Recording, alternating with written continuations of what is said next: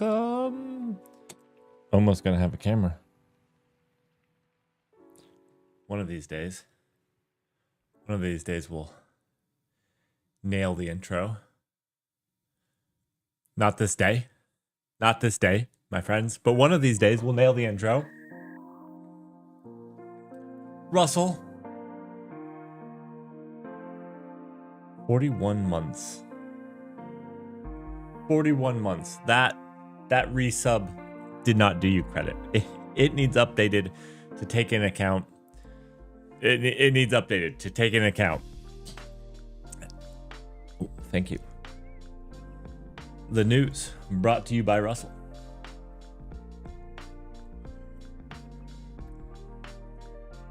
We do need to update that, honestly. Honestly, we need to update that. There's stuff we need to do with it. We need to... I don't want it to have a solid background. It constrains the text too narrowly. We need it to like continue a story, and you need to be able to read that on a website. We need to do that. That needs to be a priority. Yeah, I haven't been thinking about that, but it's definitely something we need to do. How's everyone's week going so far? I have to say, I haven't had a very long week, but it was a very good week. We tore up my entire front yard. So it's let me see if I can, maybe there's a picture I can show you all. Let's see.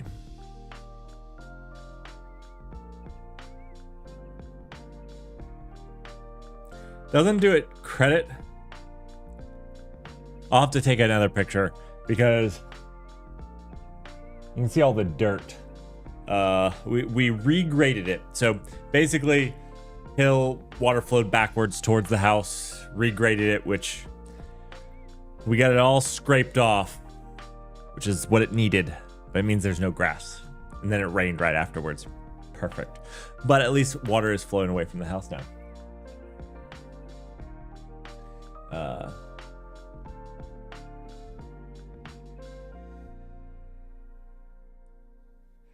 One of 10. Okay. One, Russell. You are an amazingly faster reader than I am. That book took me a little while to read. That book took me a little while to read. Congratulations. You're on your path. One of 10 if you're just reading that one arc in that universe.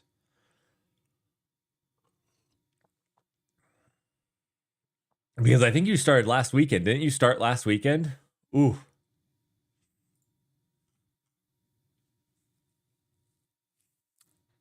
I'm impressed. I'm impressed. Oh, you started weeks before? Okay. Still impressed. It's a big book, but it's still impressed. I thought you were going to say you did it in like 5 days, and I was like, oh my goodness, and have a job? Oh. So, it's such a long book. Oh. Okay. Well, yeah, I mean, I had a long week as well, just because trying to get stuff done before my my procedure on my elbow on next Tuesday. So next week, we're going to have a stream on Saturday as usual. The week after that, I don't know. I'm going to try some voice to text stuff. We'll see if I can get the stream going. I don't know how my arm is going to feel, and I don't know how I'm going to feel. There's a large portion of me that thinks I'll be bored and would like to stream if I can. There's a portion of me that thinks I might just be in pain and would prefer not. I don't know. If you see some AI generated mumbo jumbo from me about not wanting to stream that Saturday in Discord, it probably means I'm in too much pain. And while I might be bored, I don't want to do it. So, anyways, that's just the next 2 weeks. As usual, next week. Yeah.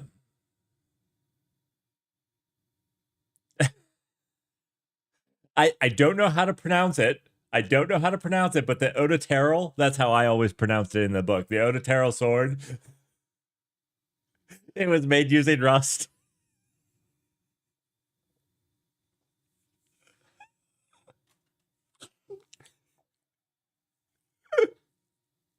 The Odoterral sword of the action was made using Rust.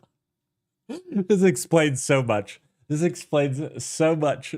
Now these books make more sense now that I can reread it with that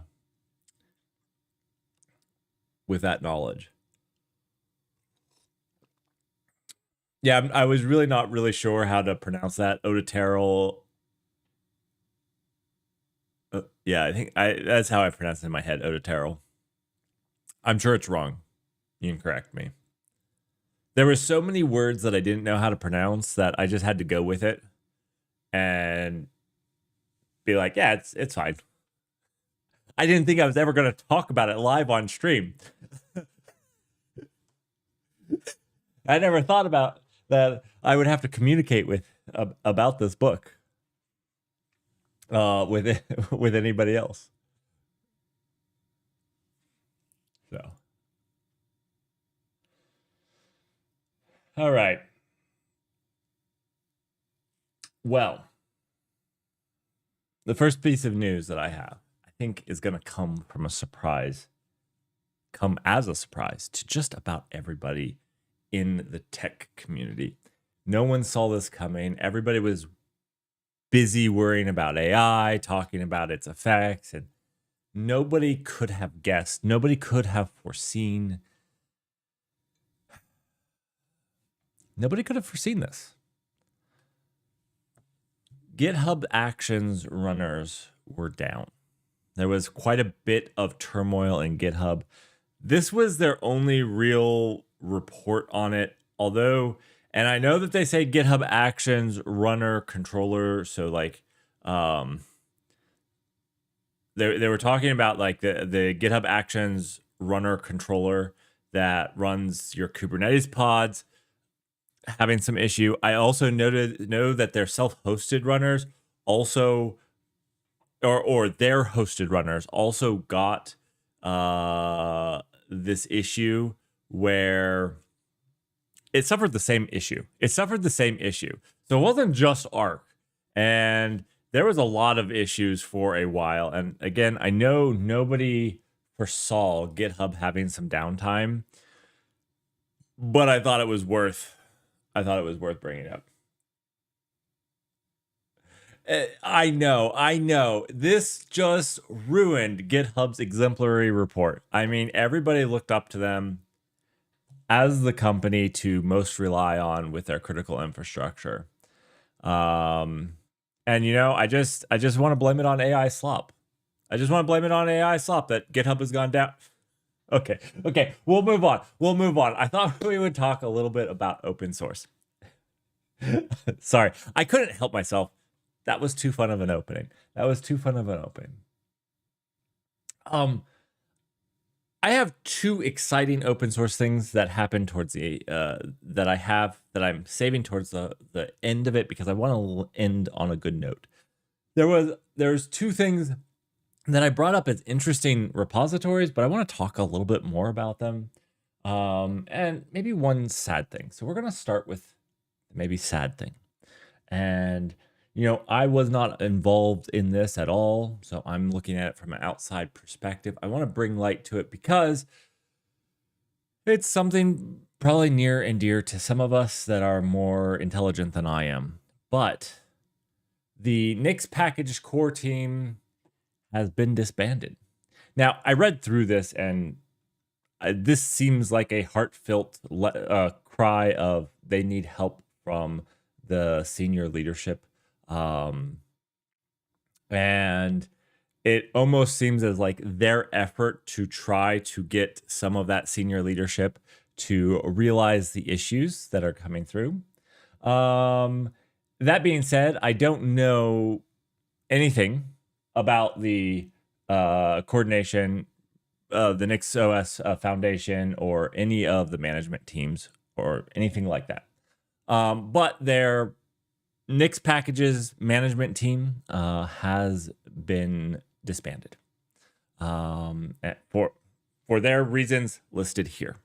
Now, I like the Nix Packages, and I want to see the things Nix do succeed. So I'm hoping that on whatever side of the fence you reside on this, that this is a time where Nix can work on these things and understand them and improve, because I would like to see Nix succeed. Yeah, I know I use Arch, and that's kind of not Nix, but I do like many of the Nix things, and Nix packages come with that. And so I do like to see it succeed. If you guys would like to read this, I'm not going to read it over for you. But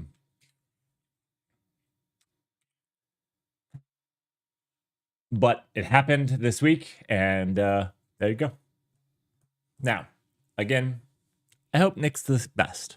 I really do. Now, moving on, I have two open source things that I was at first really excited to share with you guys, because they seem like the stupid project I would do. And I always love those, because usually the stupid project has some sort of learning involved with it and something that we could take away from it, right? That's generally what I do. And these kind of seemed like right on there, right in there with it. And I was kind of excited about showing off what these people learned. And I hope they learned something through it. But let's talk about it a little bit. The first one is this one, the optical transfer. I've seen several projects do this. I've actually thought about trying to do this myself, because I thought it would be fun to send data using optics or some just ridiculous transfer methods. You can even do like mechanical things like buttons, where the machine presses the button to send signals, right? And I thought that would be a ton of fun, just to build some really ridiculous data transfer pipelines. And this seems right up my alley of something to learn. And what you'll find is that it uses QR codes. So you just share your screen, and the sender sends the QR codes, and the receiver uses those QR codes and receives them, leveraging the again, I love it. But as I went through this reads I didn't even notice that there was M dashes at first, but this whole reads like an AI wrote it. One record run per device pair. Sustained is whole transfer good put. Peak is best greater than 1 second window inside that same run. Every row links to the full diagnostic report that produced it. To me, this reads fairly like AI.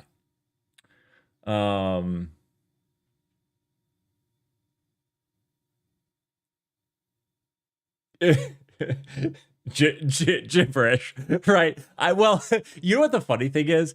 I had to like do a double take, because like when I first read it, I was like, oh man, maybe I'm not smart enough, and there's some words in there I need to look up. And then I was like, no, the whole transfer good put. Like, let's just state sustained is whole transfer good put. Semicolon.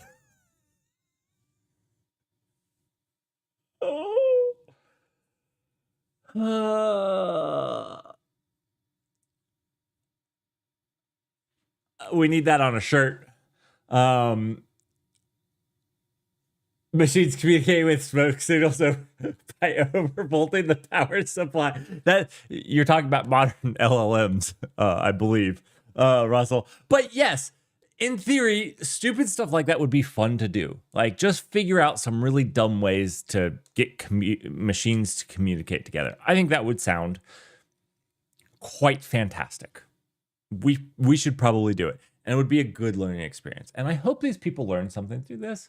I realized that they used AI heavily doing it, but it sounds fun. And so, I'm going to give them kudos. They made a project. And the second project is very similar. I saw this and I was like, oh, okay, this is cool. I'm going to show off something. I'm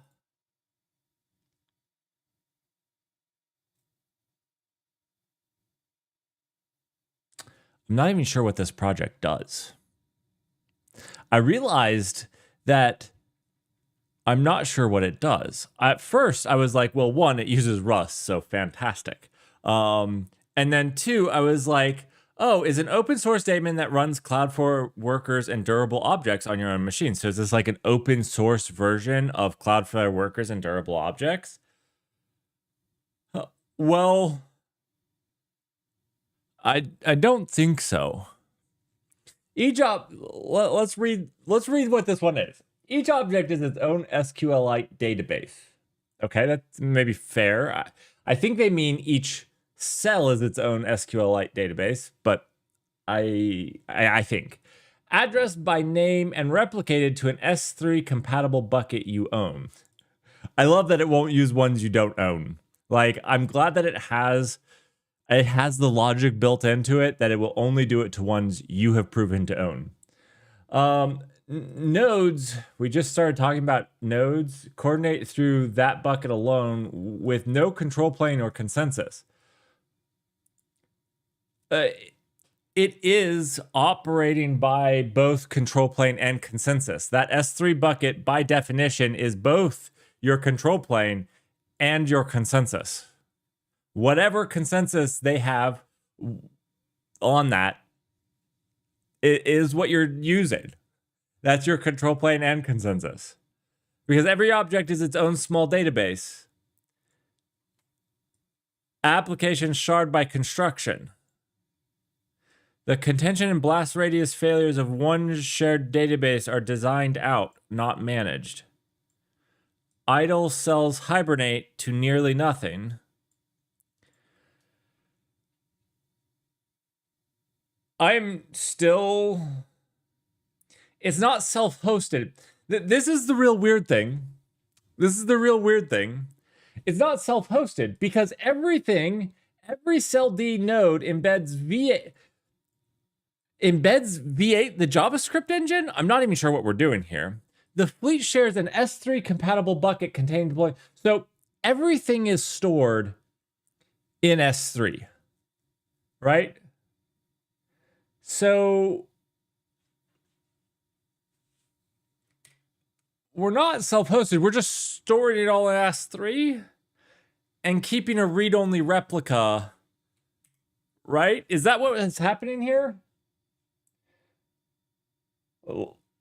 Bear with me because I keep reading this thinking I missed something. Every CellD node embeds and execute Wrangler bundles. The fleet shares an S3 compatible bucket containing deployment cell state and small ownership record. Object storage, compare and swap, ensure that exactly one node owns a cell at a time without a membership protocol, minus S3, which is the membership. Failure detector or consensus service, again, other than S3. CellD continues replicates each cell's SQLite database to the bucket. So literally what it's doing is it's writing to the local SQLite database and sending it to the S3 bucket. When a cell moves or wakes up, its new owner restores that database and resumes it, restores it from the S3 bucket. So it's not self-hosted. It is distributed durable object because that's what S3 is, right? It's just S3. I don't know. I don't understand.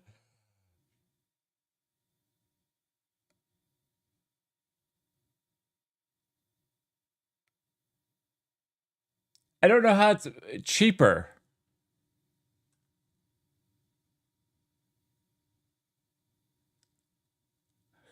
It feels like the original prompt was how can I dramatically increase SQLite usage? I do like, okay, so to be fair, this one is kind of straightforward. I understand what it is. It's pretty straightforward. You have a send and a receive. You use two phones, and it's straightforward, right? You know, I didn't mean to click on it, but yeah, you send and receive. Fair. This one, I'm not sure what the original prompt was. I don't know. I'm not entirely sure. But yeah, like and everything points to like it is actually using S3.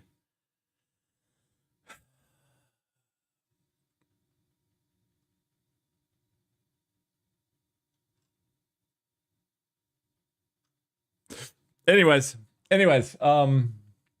let's talk about some more real open source news. Something that may affect us even more is this. FFmpeg has released its 9.0. Now, this is only, 4 months since their 8.1. Yeah, it's been released. It's been kind of the cornerstone of pretty much every video thing you want to do on Linux. And it's awesome that they're continuing up the good work. I don't know of anything amazing in here. I'm not saying none of this is not amazing or anything like that. I don't know of anything that is going to affect me specifically. I know one of the things that I'd like to be able to do is pull some frames out of a video.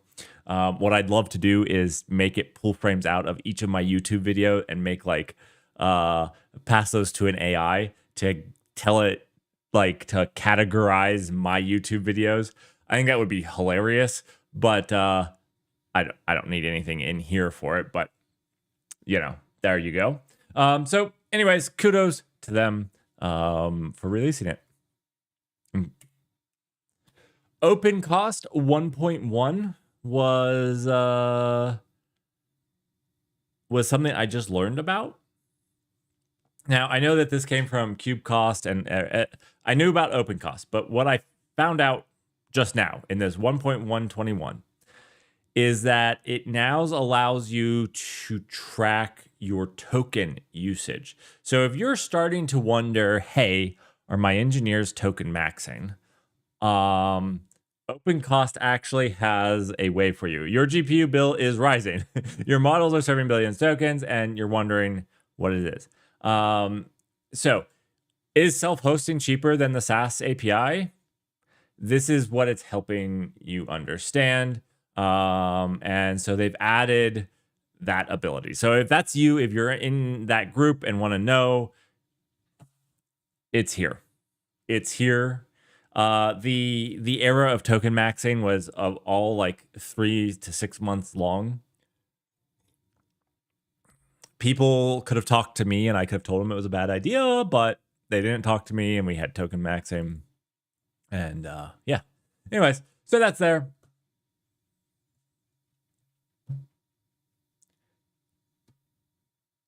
Cool. Now, I only have one more piece of big open source news. It's maybe the coolest thing to happen to open source since, I don't know, Kubernetes.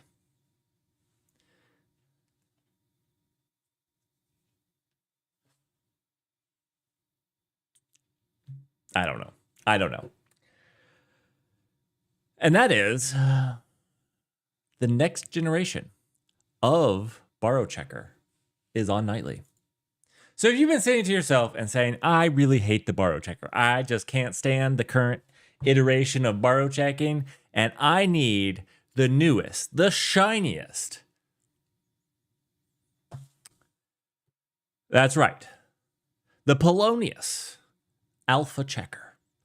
It sounds straight out of a science fiction movie, the Polonius Alpha Borrow Checker, but that is what we have right now. Don't quote me on how to pronounce that. I'm I'm pronouncing it Polonius.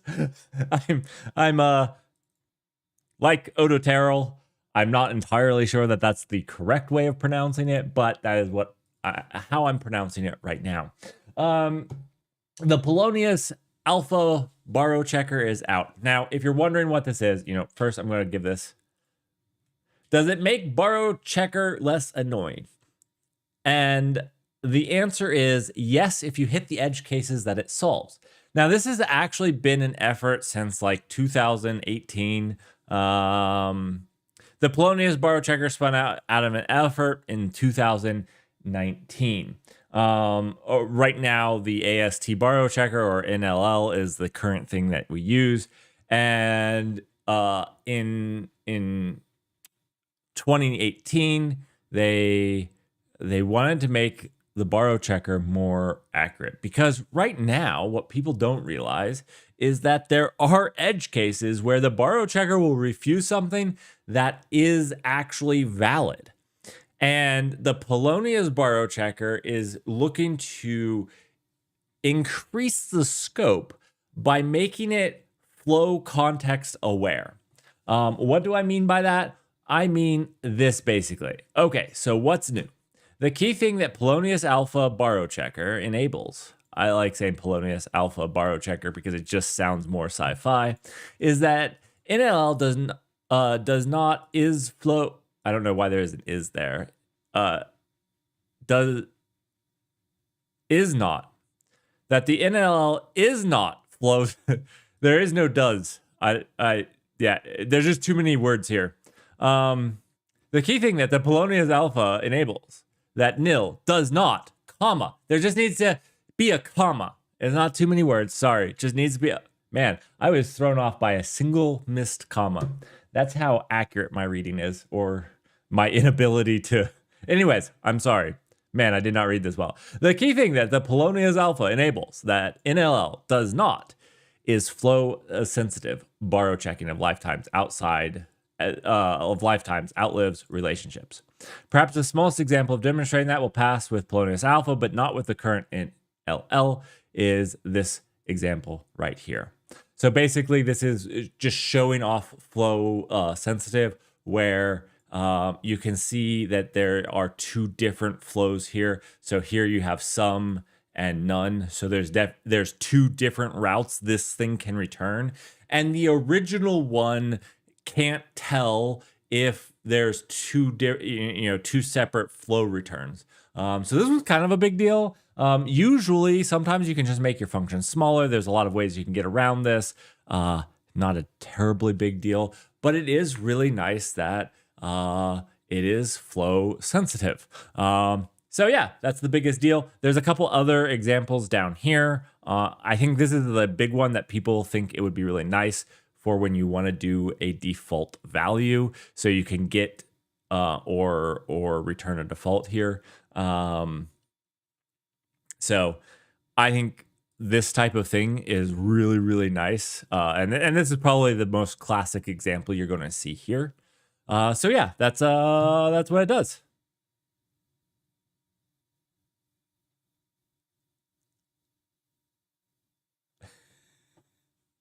No. Russell, we've told you to stop programming in Microsoft Edge. Microsoft Edge is not helping you become better at programming, okay? It might be the most superior browser for Linux, but we don't use it.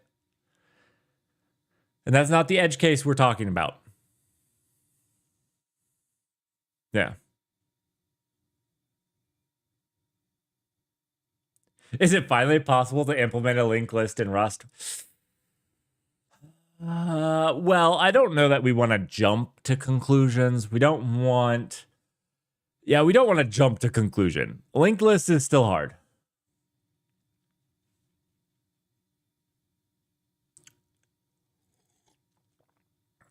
Okay. Please. One of the really interesting things about this here was that there's two things. One, that they note down here, I haven't gotten...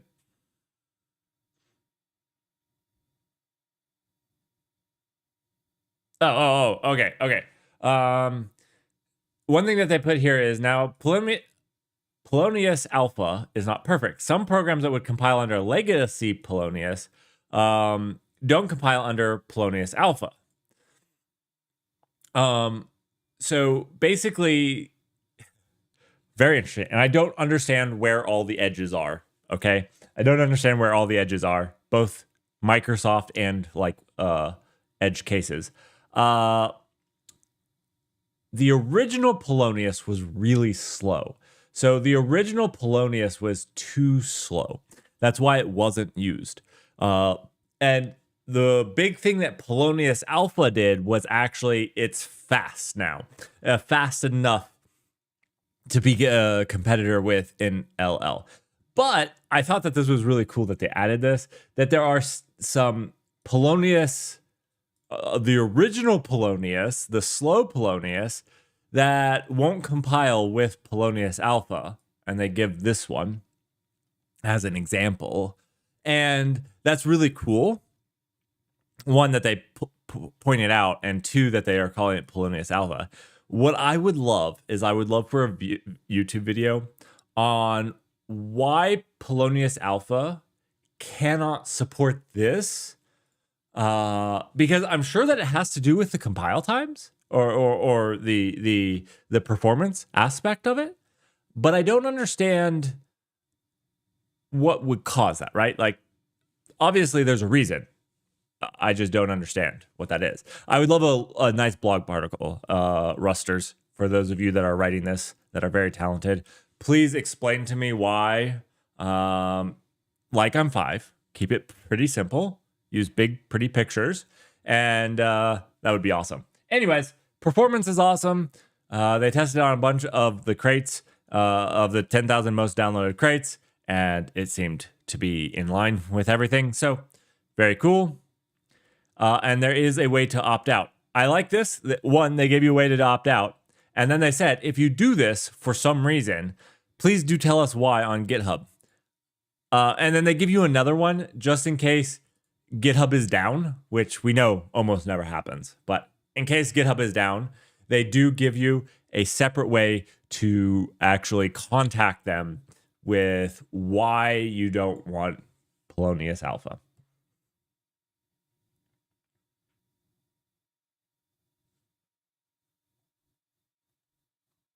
But GitHub never goes down. So you won't ever need that.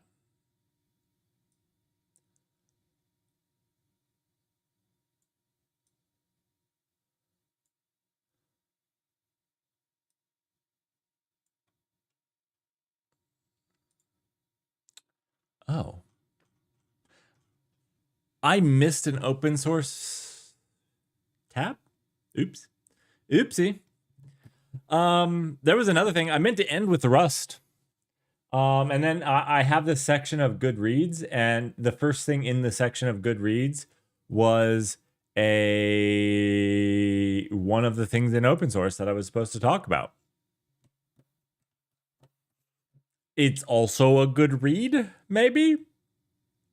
Maybe? Okay, well, we're gonna go there. And lastly, in open source. Cloudflare released Cloudflare OS, an open platform for agents, apps, and work. Now, this is actually Cloudflare OS version 2. Originally, when they talked about Cloudflare OS, it was not an open source project. But as of August 5th, they did release it. I'm going to give you guys the link really quickly. Here we go. There, you take that. So Cloudflare OS, you can read through it yourself. I'm going to give you a really, really high level overview of what Cloudflare OS is, and then you can go into it. If you guys are really heavily trying to get agents to do stuff or work that way, I would look into Cloudflare OS. But basically, at a very high level, what Cloudflare OS looks to do is it gives every person an agent and workspace built around their company, how it works, what it knows, and the systems it relies on. And the second thing that they kind of layered in on, this is kind of Cloudflare OS version 1. And then Cloudflare OS version 2, the one that they open sourced, does this, but also does with security as a root layer, with authorization and authentication at a root layer for, hey, what does that person have access to and what do their agents have access to? And trying to make it so that their agents can work together in a safe way.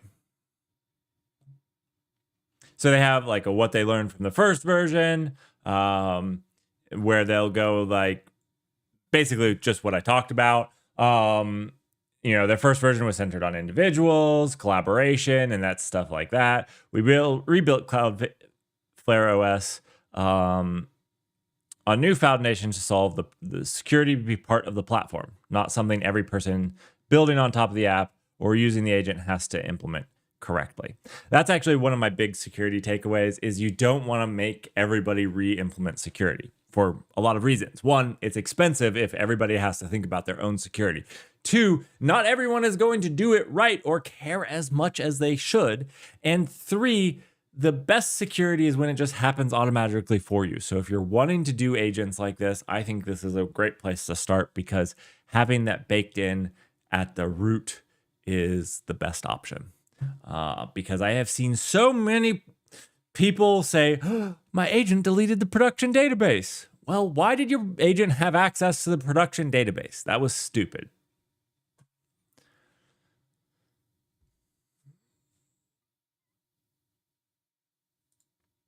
Okay, now we can get into Goodreads.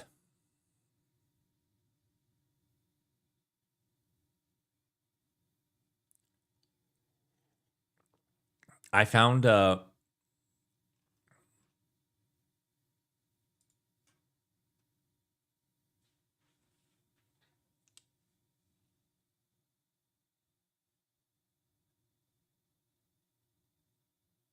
couple good reads this week.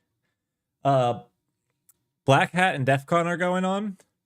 So I'm hoping next week to go over some of the stuff from there. I've been watching some of the streams and stuff. So I am very much hoping to have some, I don't know, like just an overview. I'm not a security professional. I'm like a security dabbler. They call me the dabbler.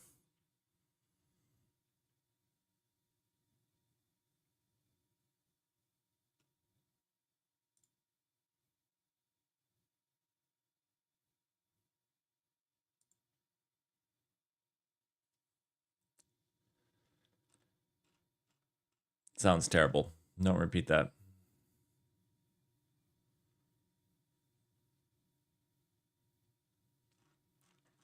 Okay.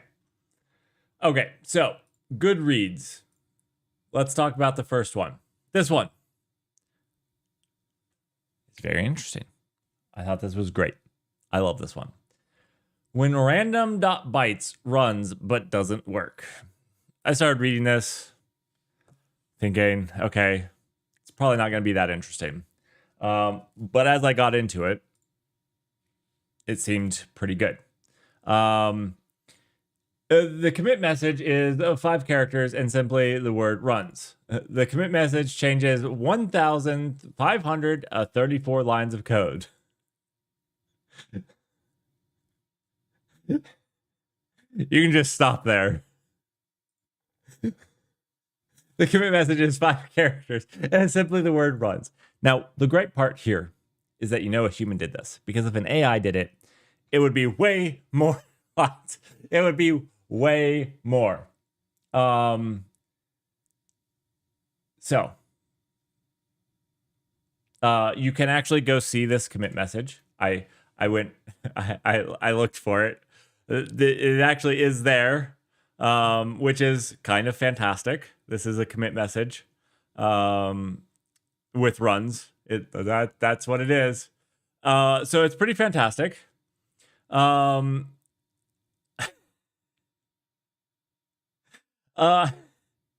Anyways, I'll send you guys the link to this if y'all would like it.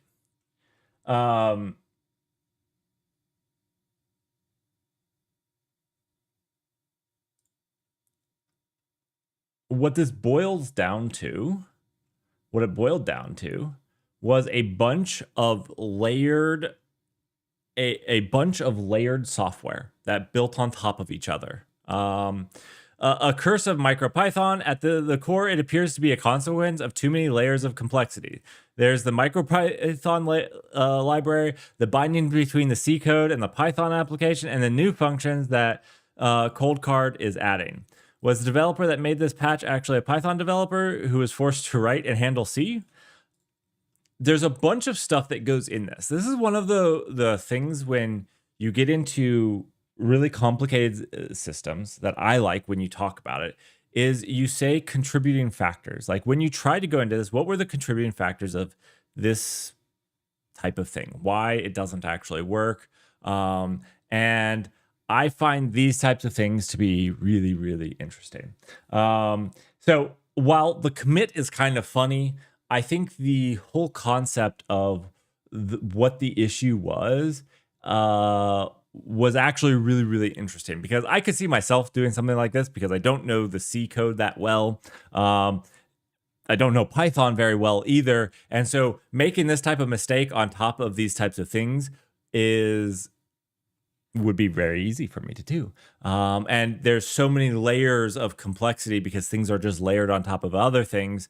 That you're not always exactly sure of what the underlying thing does with an exact thing. You have your assumption about what that function call does, but you don't know exactly what that function call does.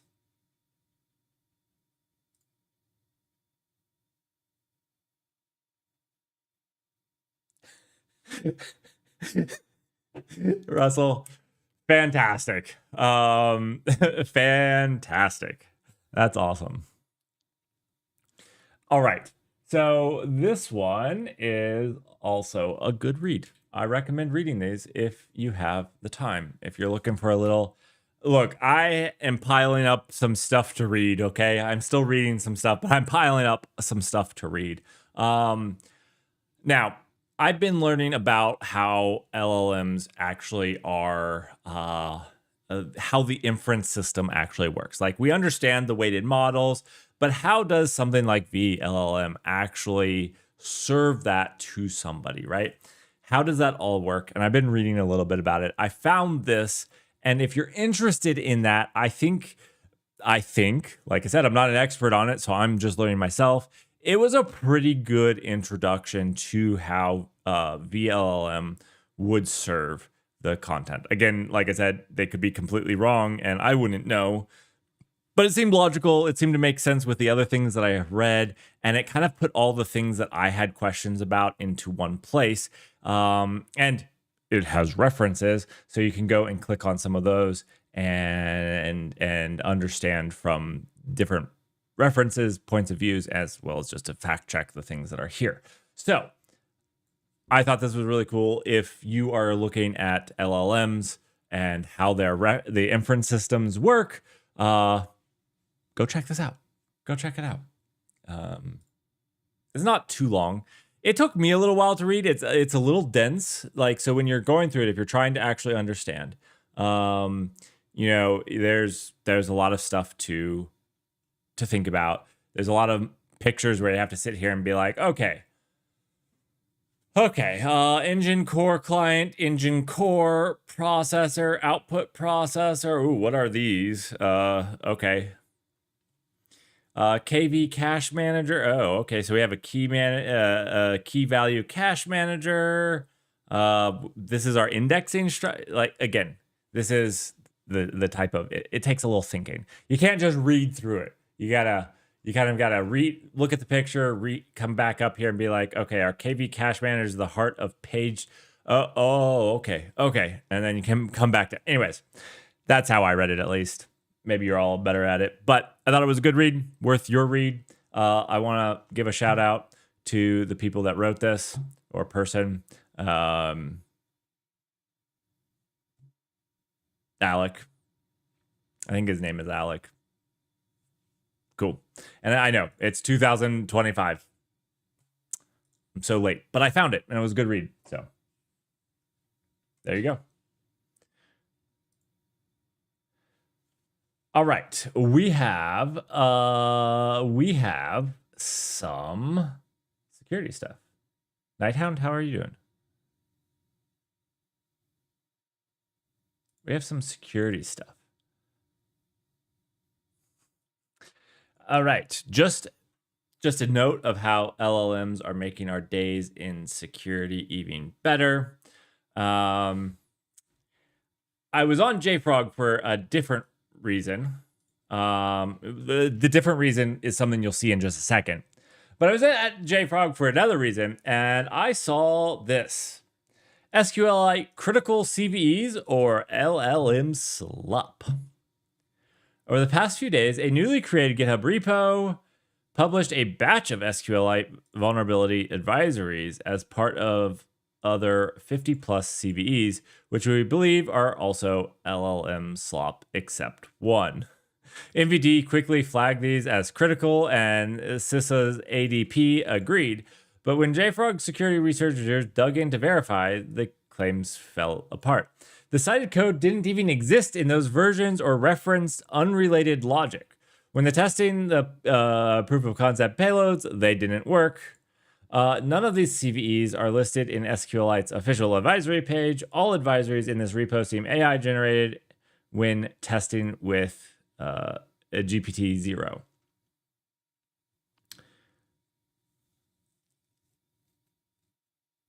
Combining all advisories into one file triggers AI-generated content warnings. I don't know whether that's valid if you're combining, because that's not original, right? I'm not sure that's valid, but I don't also care about GPT-0 either. So basically what happened was they dug into these, and they're all a load of hooey, except for one. There's actually one valid one, which, I mean, again, points to LLM slop. Somebody posted these, and one of the big problems was somebody posted these, and the places like NVD is what I was thinking of. NVD flagged them as critical, which a lot of people depend on the NVD whether they need to patch something. But they weren't real. They weren't real. So this has caused a headache for a lot of people. And yeah, if you guys would like to read more on it, I can give you the URL. It'd be right there. Now, why was I originally on JFrog's website? Because I was reading about the major Shai-Hulud command strikes npm again. Shai-Hulud, the sandworm that keeps on giving.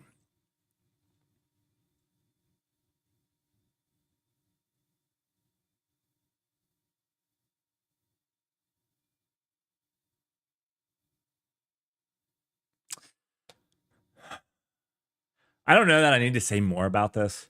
There is more. There was two companies that really pushed detecting and shutting these down on npm, whether it was JFrog and Attico.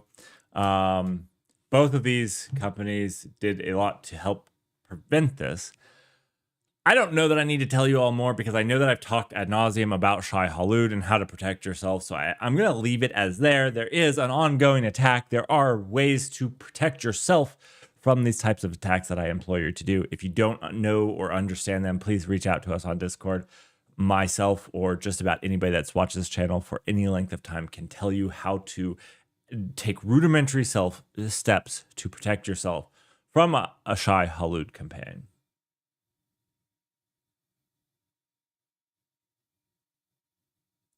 Oh, this is all a promotion campaign.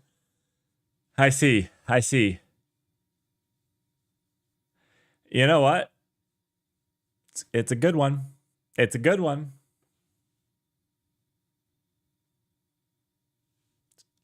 not a good camp.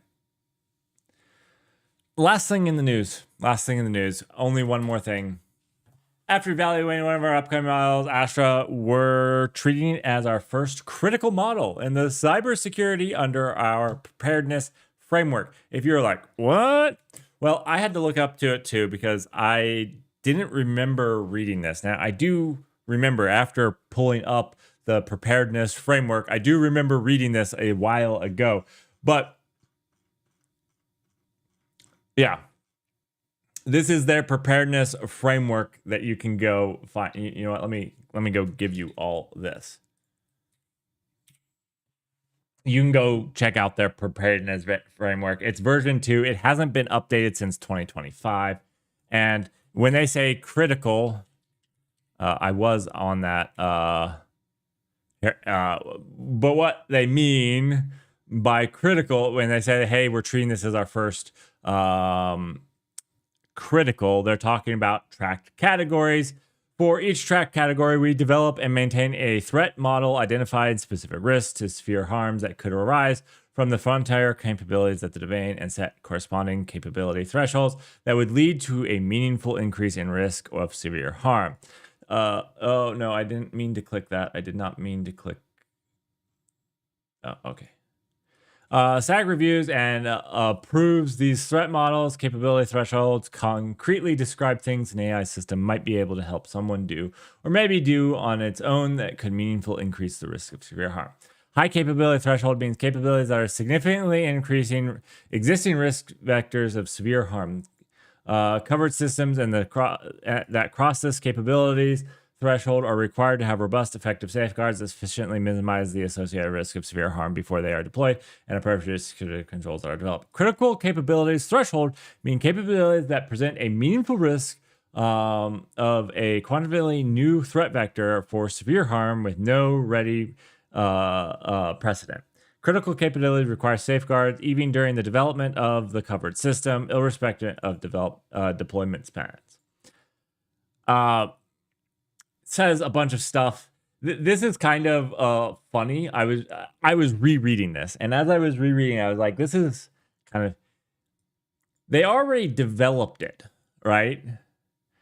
And this says this has to how do they know if it's going to be a critical capability threshold until they've developed it, right? So like if you're looking here, they're saying, oh, it's a critical model after they already did it. And they're like continued develop. Anyways, they already did it. Now, here's the tracked categories. Biological and chemical and cybersecurity. So these are the ones here. In biological, the model can enable an expert to develop a highly dangerous novel threat vector. So this is interesting. How would they know? Do they have on staff a geneticist that can tell you that it could help a highly advanced human being, another geneticist, develop a CDC Class A biological agent?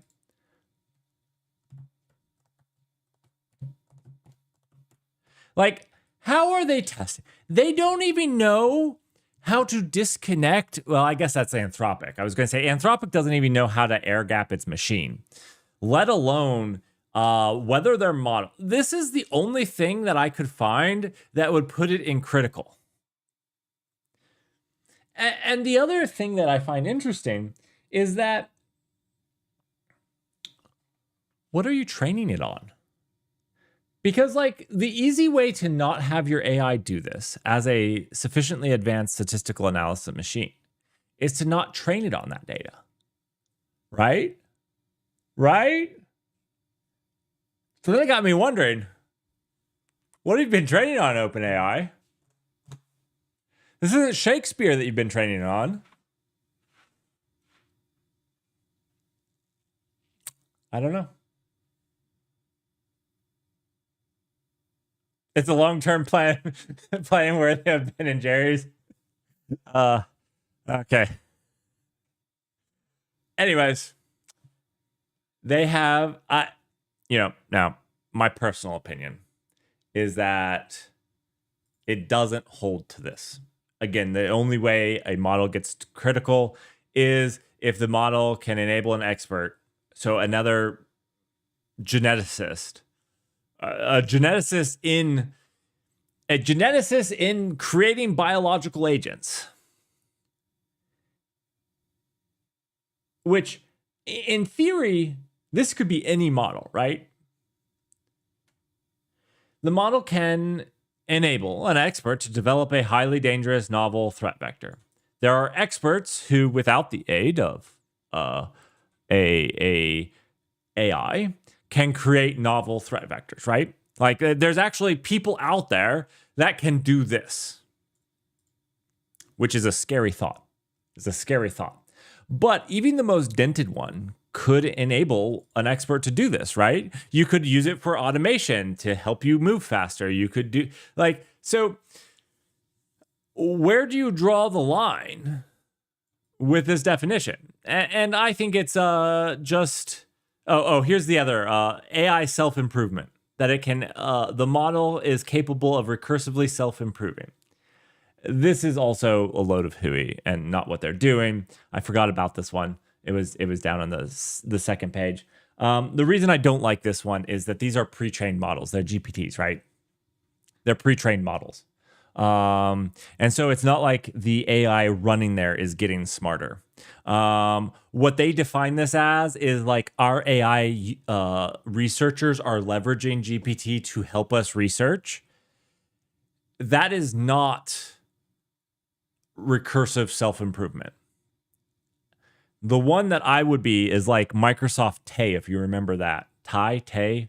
Well, hopefully you don't remember that. But that one learned from people live, right? It didn't go very well because I think you have to actually restrict what knowledge your LLM gets. But that is what happened. And pre-trained is that we're so far away from that.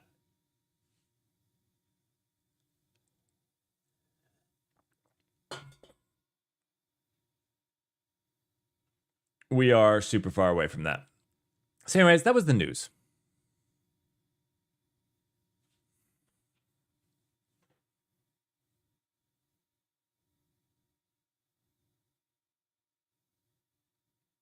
What does this mean? The model's impact is equivalent to giving every OpenAI researcher a highly performant mid-career research engineer assistant.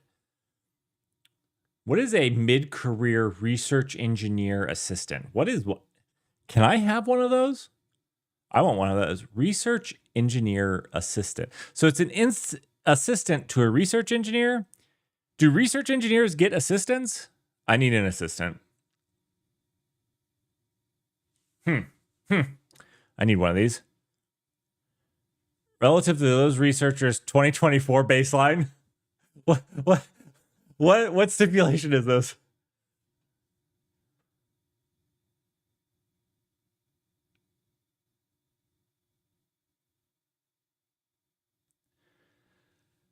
I mean, Nighthound, that would be a way.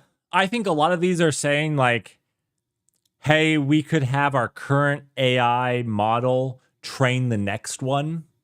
I think that's what they would say. Which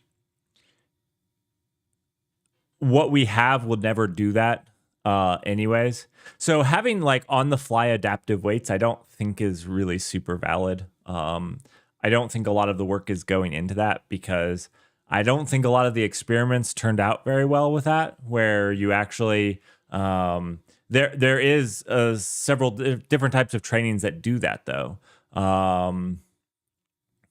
where you update the weights as it goes. That's not where these are going. So mostly what I think that they're talking about here is training the next one.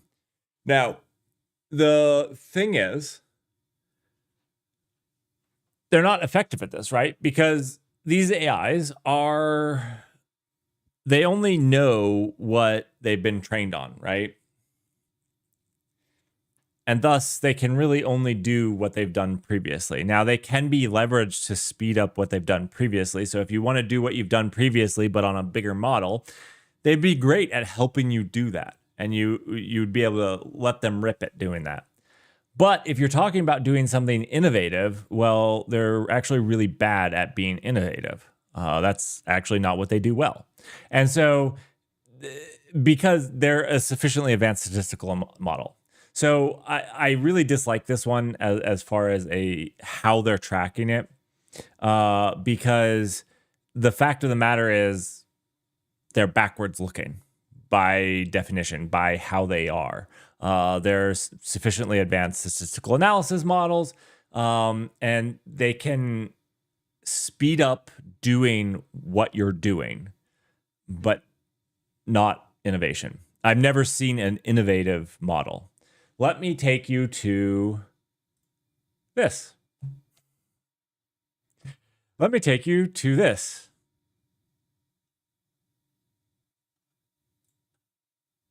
Let's read this again. This will help. One record run per device pair. Sustained is whole transfer good put. Good put is a technical term. If you guys didn't know, good put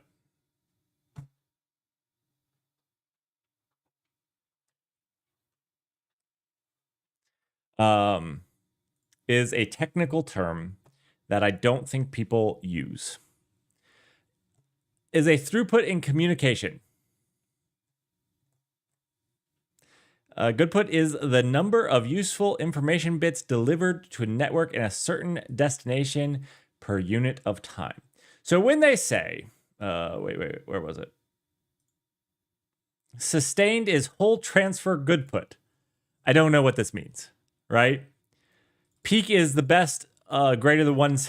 This is again an AI putting together words that sound good. Good put. They sound good put.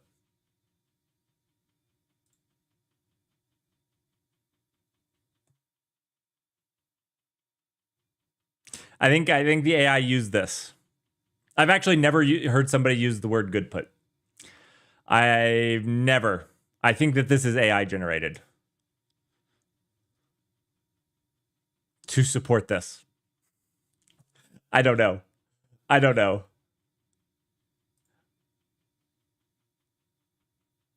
How many goods can we put through the network? That's exactly it. It's the good put. So, anyways, I'm not sure. I'm not sure what we're doing anymore. I have zero ideas. I just want Kubernetes. I just want Kubernetes.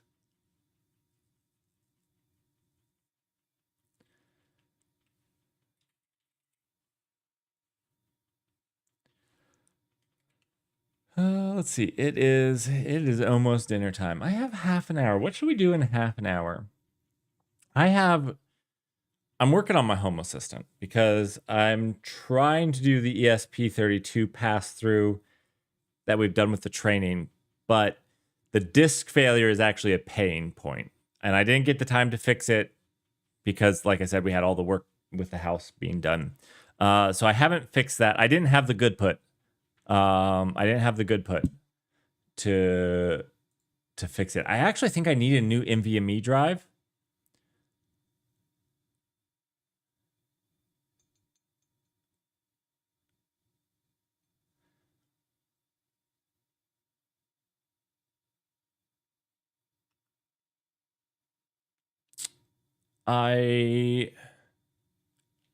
Yeah.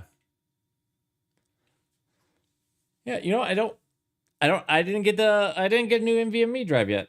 So I need to do that before I can do that. So we need to do that next week. And then we need to actually program some stuff. I don't have anything to program today. It's actually been a long week, so I'm probably, you know what, I'm just gonna find somebody to raid. We're gonna raid them and we're gonna be off for today. I know it's lame. I should program something, but not been a bad week. It's not been a bad week. Just long. Just long.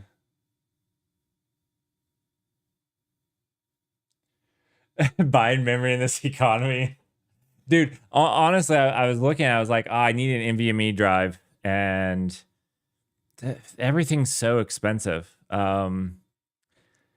I had an old NVMe drive, but I think that NVMe drive was broken. It didn't work. And then my little Home Assistant yellow did not boot back up with it. Well, it booted back up, but it didn't recognize the drive at all. I have an old laptop, and I need to see if I can't take its NVMe drive out of it. I think it has an NVMe drive. I'm hoping it's not like an SSD. So, yeah. Do we know of a good person to raid? I'm just looking really quickly. This guy says, my first tower defense. It's in Dutch. Okay, never mind. Never mind. I almost did that to us again.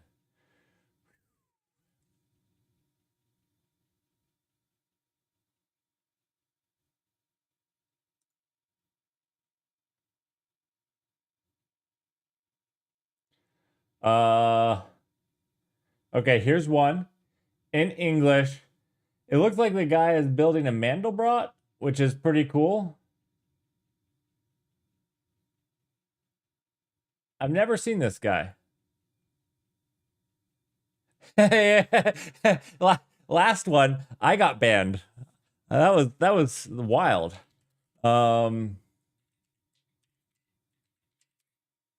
Okay, let's give this a shot. Looks like they're building a Mandelbrot.